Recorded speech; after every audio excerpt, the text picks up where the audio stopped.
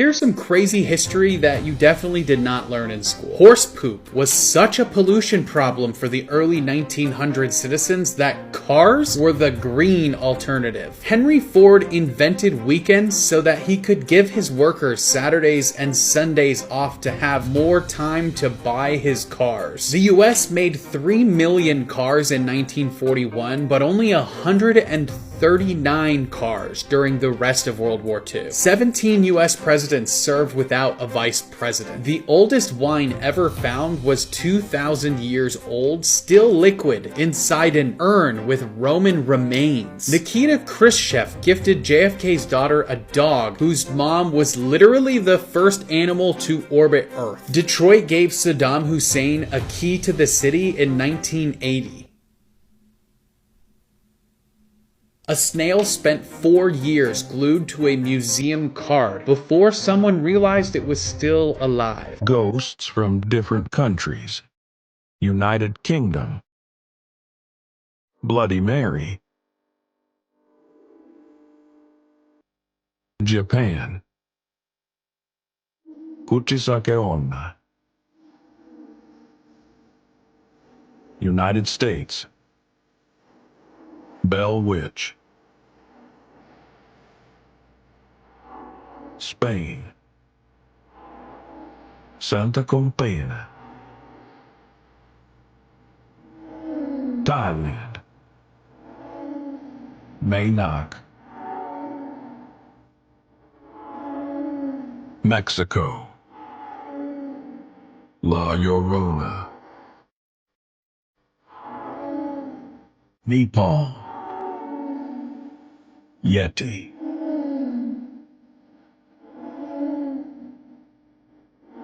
2025 just got even crazier, part 15. So in 2020, I made a video how scientists are trying to bring back the woolly mammoth. Well, it's 2025 and we are officially one step closer to actually bringing this extinct animal back. Because I present to you the woolly mouse. Scientists have just genetically engineered mice with key characteristics of an extinct woolly mammoth. Doing this lays a path for the future of bringing back this extinct mammoth with Asian elephants. Next, just recently at a German soccer match, a referee suffered an unexpected injury. Well, what happened was, before the game was even started, one of the player's sons ran onto the field and bit the referee in his family jewels. If you don't know what that means, look in the comments. Well, somehow, from this, the referee was in so much pain by this unexpected bite, the whole game had to be cancelled.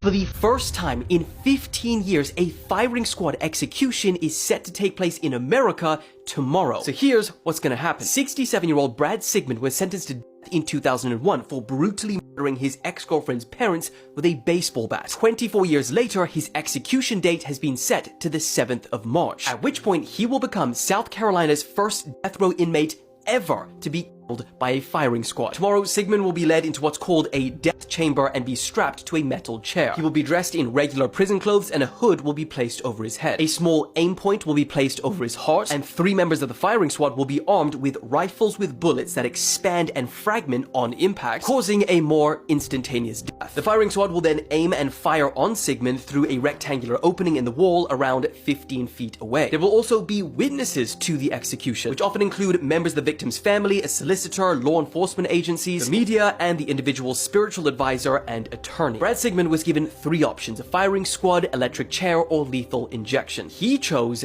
firing squad.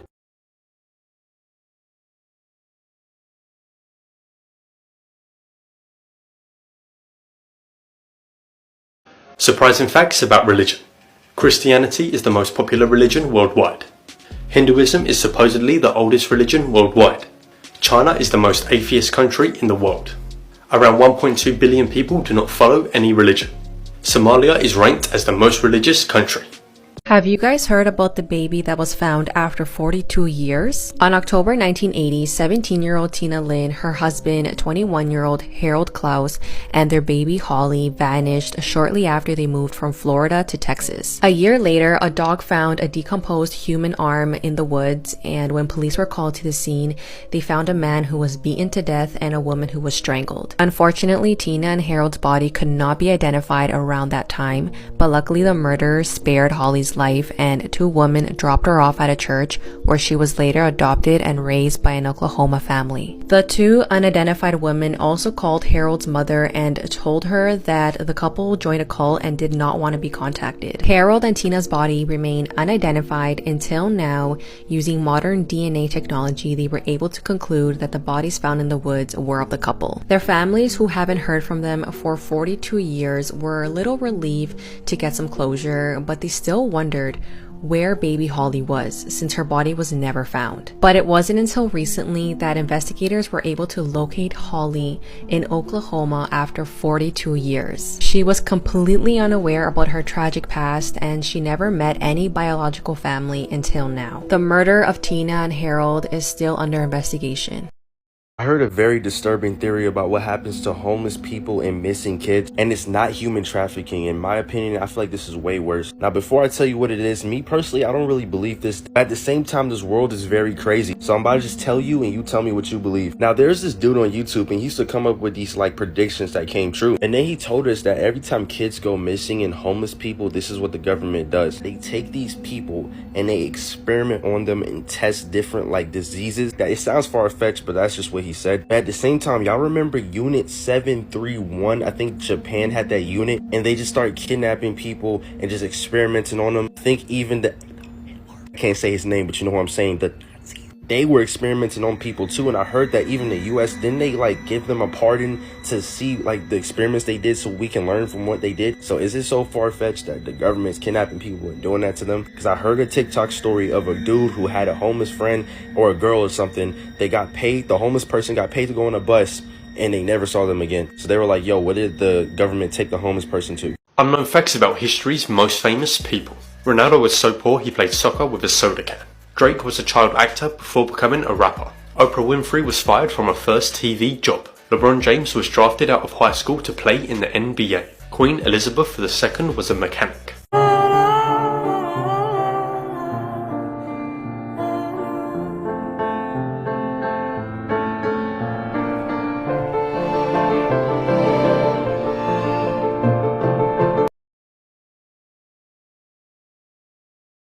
This woman killed 600 men with makeup. Giulia Tofana lived during the 17th century in Italy when women didn't have a lot of power. But she was an entrepreneur who developed her own poison called acqua tofana. It was colorless, tasteless, odorless, could kill a man in 4 drops, and was undetectable after death. She sold it to women disguised as cosmetics so that they could kill their abusive husbands and live out their lives freely as widows without any suspicion. This went on for decades before officials realized she was one of the most successful poisoners in history, and she was executed. The Menendez brothers' resentencing hearing is coming up on March 20th and 21st, but unlike their trial in 1989, Eric and Lyle may have a real chance at a fair hearing this time around. As you may know, Eric and Lyle were sentenced to life in prison without the possibility of parole for their parents' murder, despite the brothers' insistence that they did it because their father abused them for years and years. The problem was that all the evidence about this abuse was presented in their first trial, but that trial ended with a hung jury, meaning the jurors couldn't reach a unanimous decision. Then, in their second trial, the judge barred any evidence about the brothers' history of sexual abuse from being presented in their case. And that's when they were found guilty. In the late 80s and early 90s, it was hard for people to believe that the brothers were as safe because abuse against boys wasn't really talked about as much as it is now. But recently, new evidence has been found which proves Eric and Lyle were telling the truth about their father. When Eric was a teen, he wrote his cousin Andy a letter telling him all about his father coming into his room in the middle of the night and making him do unspeakable things. Remember, back in the day, the brothers were convicted because it was assumed that they were not actually being abused. So having a letter that was written before the murder does change everything. The main obstacle the brothers are facing now, which could potentially prevent them from being resentenced, is the new Los Angeles DA, who doesn't seem to support their cause. If you guys are kind of on the fence about this case, I would advise that you watch the Menendez brothers documentary to better understand this case, and I can promise you your opinion will definitely change. At Eric and Lyle's upcoming hearing, the DA could recommend to the judge that the boys be resentenced, but he also might not. A free way that you can support their resentencing is by using the Justice for Eric and Lyle link in my bio to sign the petition to the DA.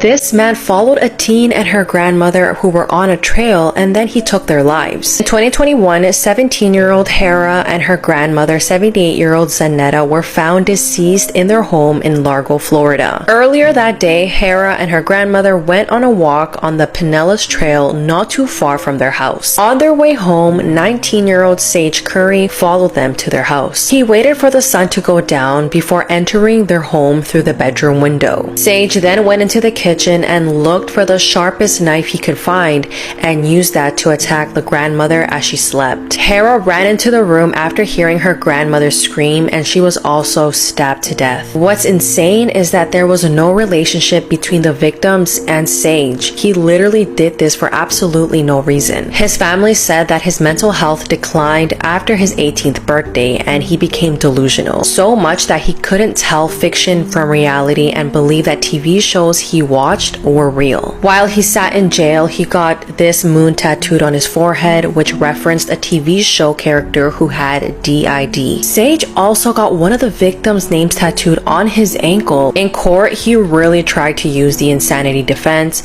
but that was rejected. Sage was sentenced to life in prison without the possibility of parole. He had been living someone else's life for 40 years. On April 26, 1964, Dora Franczak gave birth to a baby boy named Paul. The next morning, a nurse took the boy away to be examined, but then a short while after that, the real nurse walks in, and that's when they realize Paul is missing. This sets off the largest manhunt in Chicago's history, but turns up nothing. But then 2 years later, an abandoned boy was found matching Paul's description. The Franczaks took him in, and they lived as a normal family.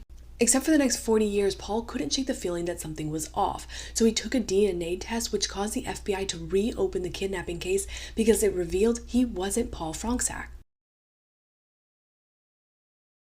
Let's talk about serial killers that got caught for being stupid.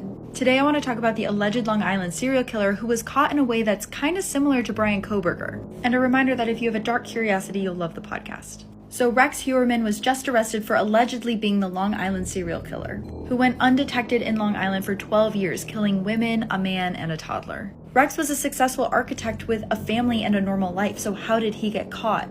Well, in 2010, a Chevrolet was found parked outside of a victim's home, the type of car that Rex also owned, which is what put him on police's radar. Years went by, nothing happened, but last year a new detective reopened the case and got a warrant to search his home. So police knew that throughout the years, a burner phone was being used to contact and torment victims and their families. And once they got a hold of Rex's cell phone, they realized that it had been pinging at the same time and place as the burner phone. And if that's not enough, police also got access to his search history, which showed that he had been obsessively searching for the victims and their families for years. It was believed he was trying to get information on how to contact the families today. His specific adult video preferences were also exposed, which I can't talk about here. It's just the worst thing I've ever read. And finally, what did Rex in, which is what did Kohberger in, was a police officer was able to get DNA off a half-eaten piece of pizza in his garbage can, and it matched DNA that was found on a victim. This is all still just alleged, but this evidence looks really damning.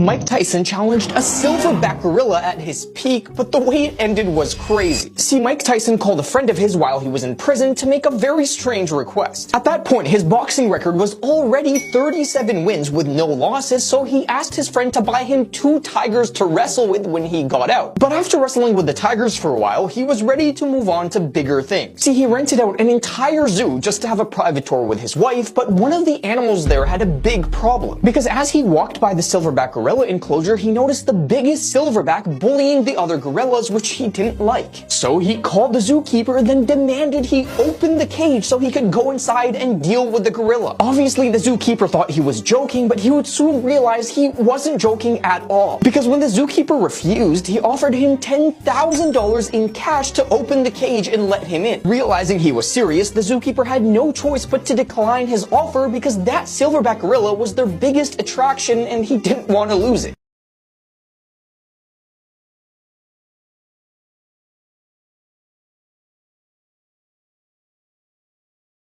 Thank you to everybody who requested repeatedly that I cover the case of Lizzie Borden. After reading about it, I now understand why. Lizzie Borden was a young woman who was living out with her family in Massachusetts in the 1800s. Her mother had actually died, so she was living with her father and stepmother, and tensions ran extremely extremely high in that house. But what made this case famous was August 4th, 1892, when sometime that morning, Lizzie's father and stepmother were brutally ended, her father being on this couch. Her stepmother received 40 strikes to the skull using a hatchet axe, and her father 41.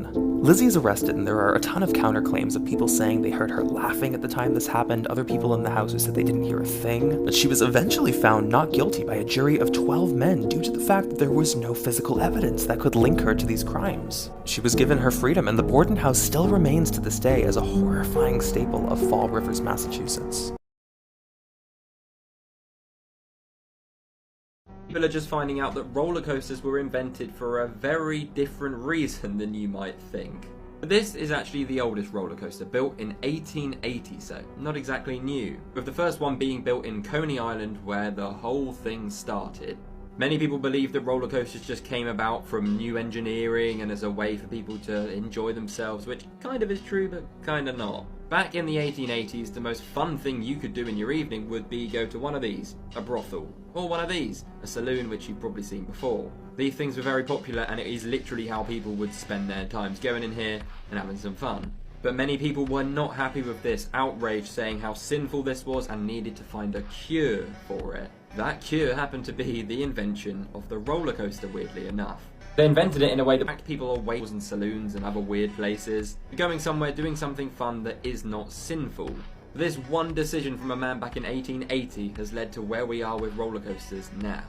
A group of beavers has outperformed their government and completed a project in 2 days that administrators had been planning for the last 7 years, while officials in the Czech Republic were still wading through paperwork and permits for $1 million dam project. About 8 beavers took matters into their own paws. The government had spent years planning to fix an old drainage system that was drying out important wetlands, while the beavers were just looking for the perfect spot to create the deep water that they need for protection from predators. Without a single meeting, blueprint, or taxpayer dollar, the industrious colony built several dams over the course of 2 days in the exact location that the government had been planning to build theirs. Local officials had to admit that they'd been outdone, with one administrator stating, "The beavers overtook us," and they built the dams without any project documentation, saving the people over $1.2 million, or nearly 30 million Czech crowns. Environmental experts inspected the site and confirmed that the work was actually better than their original plans, noting that beavers always know best, and the places where they build dams are always chosen perfectly. With the new natural dams, the wetlands are thriving, providing perfect homes for rare crayfish, frogs, and other wildlife. I'm Jen, and I post something positive every day. So this is the official poster for the new Winnie the Pooh horror movie. In case anyone's confused, Winnie the Pooh is now in the public domain, which means that anyone can use it for anything. Disney is not involved with this at all. From the trailer, it seems like a pretty stereotypical slasher movie. The plot basically is that Piglet and Pooh go on a huge rampage after they're abandoned in the woods by Christopher Robin. Now, I don't know about you guys, but I'm like really excited for this movie to come out. I just feel like this is gonna be so cheesy, so ridiculous, and so dumb that it becomes really, really fun. Like, this movie seems to have a really low budget, and I can't imagine that the people who are making this movie are trying to make the next Godfather or something. Like, I think they know that this is absolutely ridiculous. I'm basically just expecting a movie that's so dumb that it's actually enjoyable. What this girl went through will make you never want to hitchhike. Mary Vincent was 15 years old when she went hitchhiking. She was with 2 of her friends simply trying to make her way back home. The year was 1978 and hitchhiking was quite common. Larry Singleton, a 50-year-old man, pulled his car up next to Mary and her friends. Now, the car looked big enough to fit all 3 of her friends, but Larry told the group there was only room for 1 person. Now, Mary was tired and she didn't want to wait for another car, and even though she had a bad feeling, she hopped in. Her friends told her not to get into that car. There was something off about this guy, but they couldn't stop Mary. Now, very quickly into the ride, Mary realized something was not right. She realized she made an awful mistake. Now, when Larry pulled the car over to use the bathroom, Mary jumped out and made a run for it. But Larry saw her trying to escape and dragged her back to the car. He then essayed her, cut both her arms off, and then rolled her body down a cliff. He thought she was gone forever. but Mary survived. Now, since it had rained, Mary actually used some mud to pack up her wounds and stop the blood flow. She walked back up to the road, hoping to find someone to help her. Now, the first car that passed refused to stop, but the second one did and took her straight to hospital. Mary actually ended up surviving. She was able to testify against Larry. For more 7 Sins Crime, hit that plus. On the night of October 20th, 2021, two young couples were hanging out inside of a little home in the woods in Henderson County, North Carolina. The couples were Rachel and her fiancé Chris, and their friends Autumn and Jake, whose home it was. Rachel and Autumn were in the kitchen preparing to dye Rachel's hair. Jake and Chris were in the living room discussing the very strange sightings of a black panther that had been reported all over town in recent days. North Carolina does have big cats, including panthers. However, the panthers in North Carolina are typically of the brownish color, not the pitch black variety like the panther that was apparently prowling all over Henderson County. Nonetheless, Chris was absolutely convinced that he had seen this black panther, and so he'd begun to carry a gun. Jake was in the middle of telling Chris that he too was now carrying a gun around for the same reason when they were interrupted by Rachel. Rachel told them that she'd been trying to show Autumn a YouTube video when her phone had died, and so she asked Chris if he wouldn't mind going back to their apartment and getting her a phone charger. And as Chris headed to the door to leave, Jake said, "Hold on a minute," grabbed his flashlight and grabbed his gun,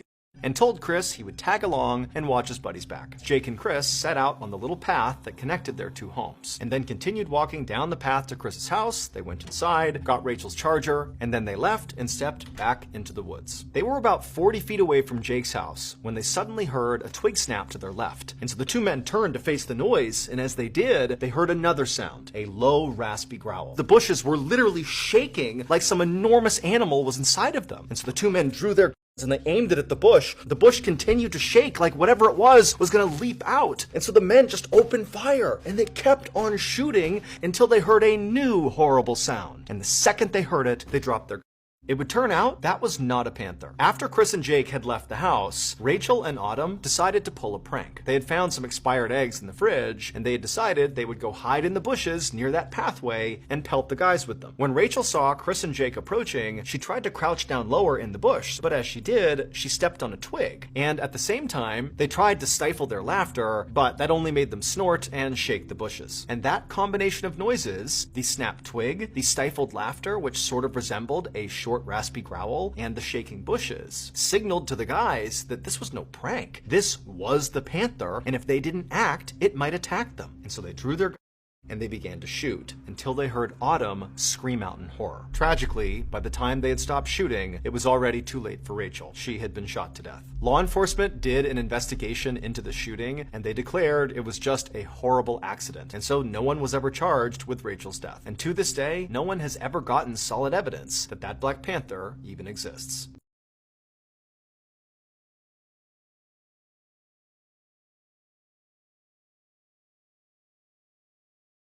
I don't think you'll understand just how terrifying the Jurassic World / park ride is. Also, this image is going to give me nightmares. So I went on this ride in 2009, but it was way before all of the Jurassic World stuff was added, and I would not be able to go on it now. So you go through this tunnel whenever it first opens, and these are just TV screens. So like you have all these TV screens around you, but it looks like they're tanks. Like they look like giant tanks, but they're clearly just televisions because they start having the Mosasaurus come upon you and it looks like it's real. It's like staring at you. Like, yeah, the Mosasaurus, the big dinosaur monster that like eats things. You know what I'm talking about? The one that swims? And then it like fake attacks through the glass and it like the TV screen like cracks fake and it like acts like it's trying to get, it's no. Like, nah, I don't care if it's fake. I don't care if it's a TV. I would crap myself. And then the doors open, and then you're in an equally terrifying area where you have a bunch of animatronics in water, massive animatronics of freaking brontosauruses and crap in water. And objectively, the worst animatronic on any ride ever is this dude. And like this thing is not small, like it's completely huge and it's massive and it's completely submerged and then it pops out of the water and then it sprays water on you. I have a video at the end of this video to show you of it. No. Bro looks like he got stung by a jellyfish. Like, nah. All of these giant animatronics in water, get out of here, please. And then you get into this area where you start going up into another dark tunnel and they have, look at bro. Bro's like, what y'all doing? And in this dark tunnel, you have the ceiling collapse and freaking velociraptors are trying to get to you. And then you get to the very end of the ride and they have an Indominus Rex animatronic and a T-Rex animatronic right where you have to go down in this freaking, that motion, freaking roller coaster area. You go right between the T-Rex's legs. This is the area where you come out and all of these things are in the water around you when that happens. This is gross. No, this is disgusting.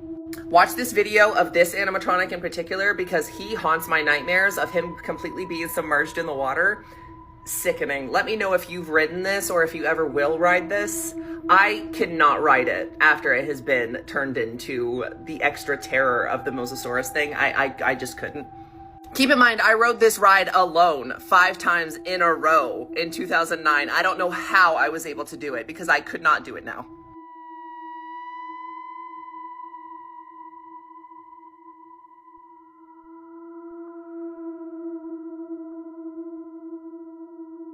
This might be the most disturbing case in human history, and before I begin, you've been warned. On January 19th, 1996, the mutilated remains of Diao Aquing, who disappeared 9 days prior, were found across multiple locations in China. Her body had been dismembered into over 2,000 pieces. The case remains unsolved, and it's one of the most notorious crimes in Chinese history. On January 10th, 1996 in the evening, Diao and her college roommate were punished for the illegal use of an electric appliance. After a conflict with the dormitory management, she left the building and did not return. Diao was last seen alive wearing a red coat with a black lining. She was reported missing, but her family was not notified by the authorities until January 19th. The discovery of Diao's remains in the winter of January 19th was first reported by a sanitary worker. Initially, he thought it was pork, so he brought it home for food. And while preparing the meat for himself, 3 human fingers were found in it. The worker then reported the discovery to the police, and they confirmed they were human fingers. Human remains in plastic-wrapped packages were eventually discovered across 8 locations around the university, including at a stadium, entrance gate, hospital, and along roadsides. The police later confirmed that the scattered remains were of Diao's and informed her father to visit Nanjing. Between January 20th and 30th, Diao's head and clothes were found. More than 2,000 human remains were recovered. Diao's head and internal organs were boiled for several days.